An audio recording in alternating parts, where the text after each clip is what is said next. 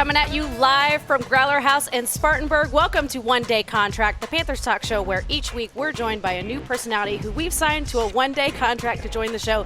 One Day Contract is a proud part of the Riot Network powered by Ortho Carolina. My name is Nikki Wolf. Alongside of me, as always, Mr. Colin Hoggard, columnist and contributor for the Riot Report. The crowd goes wild here at the live show. Everybody. And Kendall Moorhead's biggest fan, Josh Klein, managing editor for the Riot Report, co-host of It Is What It Is, and a guy who moves his hands way too much when he's making videos at training camp. It's true. And signed to the one-day contract today, Miss Jourdan Rodrigue, Carolina Panthers beat reporter for the Charlotte Observer, unabashed Bacon Ranch sunflower seed devotee, and student voted most likely in her high school to have a t-shirt with her dog's face on it. I'm not mad about any of that, by the way. I love it all. Thank you guys for having me. I really am excited to be here, and I do have a t-shirt with my dog's face on it. Yeah, I was told that you were going to wear that t-shirt. I know, it got soaked in the rain this morning. Yeah, and I tried. I really did. I blew dry it in my hotel. Yeah. Didn't work. Tucker was gonna make his Facebook Live first appearance ever.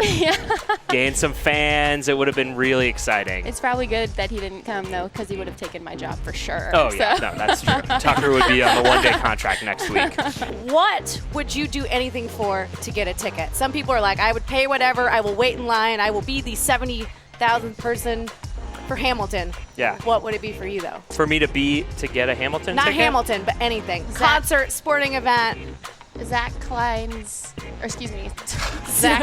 and Josh. We did have a ceremony last night. So Congratulations. we become one person. Very Well, I was progressive. going to say, Very now I ruined my progressive. joke. I was going to say Josh Klein's gun show, but I totally ruined my joke. I ruined my joke. You can't put a price on that either. It's true. You just can't. It costs a lot, so get some tape because I'm ripped. I don't know. The thing is, my wife always makes fun of me because I'm a big Dave Matthews Band fan. I don't care. I'm a man. I like what I like. Don't judge. And You're being judged. Yeah, no, I know. You can feel it. Just do it. You can feel Just it. Don't do look it to the right, 'cause silently. Yikes. All right, I'm out. You guys. Yeah. Thank you, Injuries. Growler. It's kind of a bloodbath. Let's start with Daryl Williams. Torn MCL and dislocated patella on Saturday. First, is Taylor Moton ready? That is not him driving by, for the record. God. Yeah. As we talk about injuries, an ambulance goes screaming down the street. I feel like we need to knock on some wood right now. Right? That was a sign. Yeah. Is everybody safe? I think that was a sign. Yeah. Well, Good job, Nikki. I think I've been My kind of in bad. the camp where Taylor Moton is a more natural fit at tackle than he is at guard.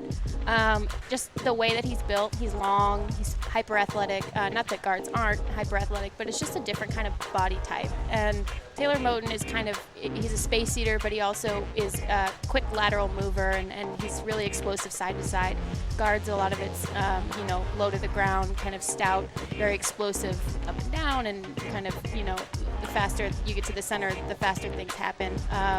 So Taylor, I think it's a good fit. I think that you never want anyone to get hurt, and it was awful. Both injuries, and we'll get to the other one in a second, I know, but just awful. And these players mean so much to the team.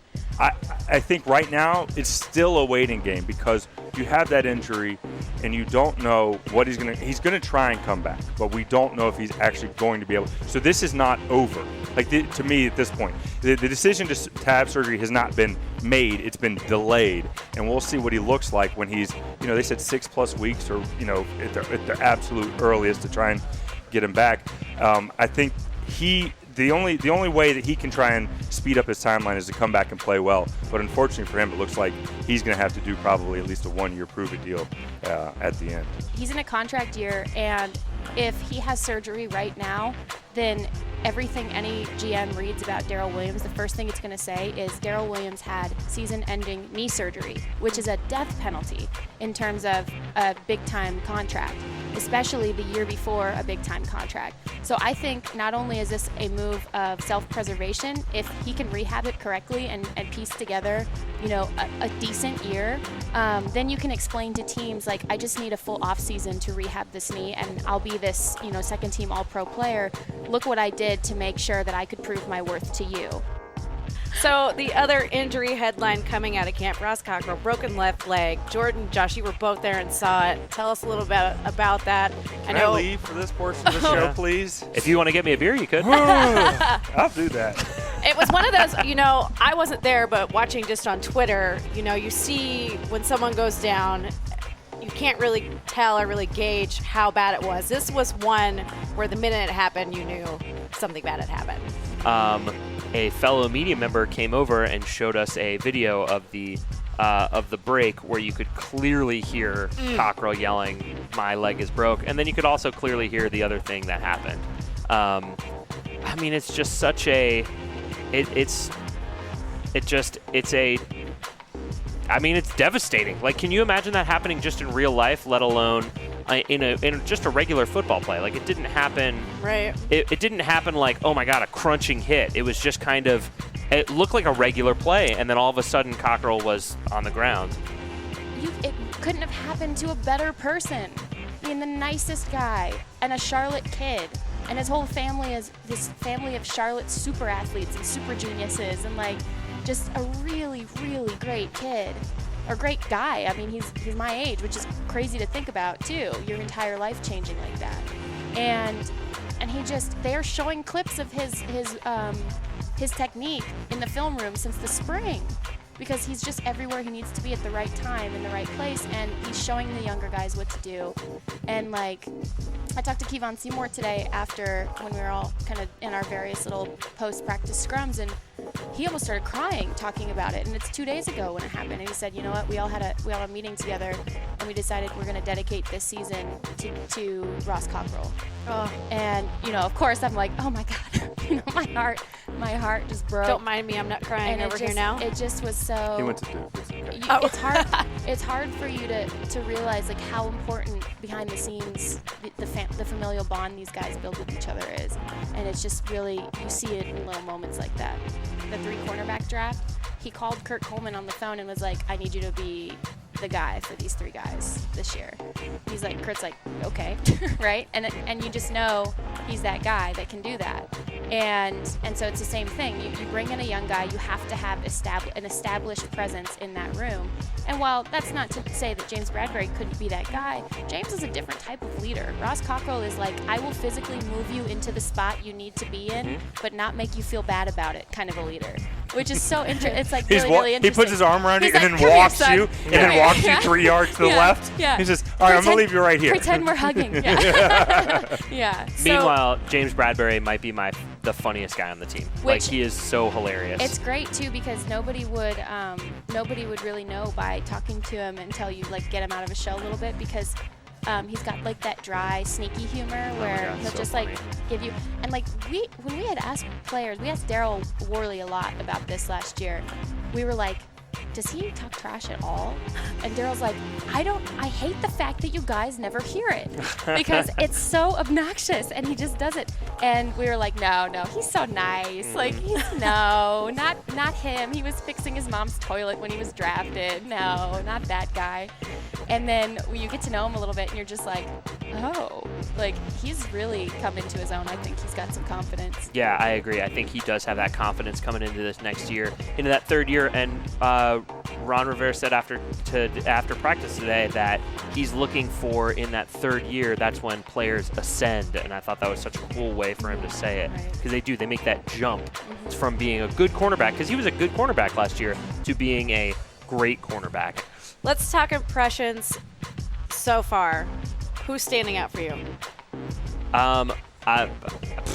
So this is going to be the most generic answer of all time. No, but it's like, who isn't standing out to Josh? I feel like, it's everybody. It's the whole team. The thing is that I feel like I've answered this a few times, but it sounds so crazy, but it's like, I watch Greg Olsen out there, and it's just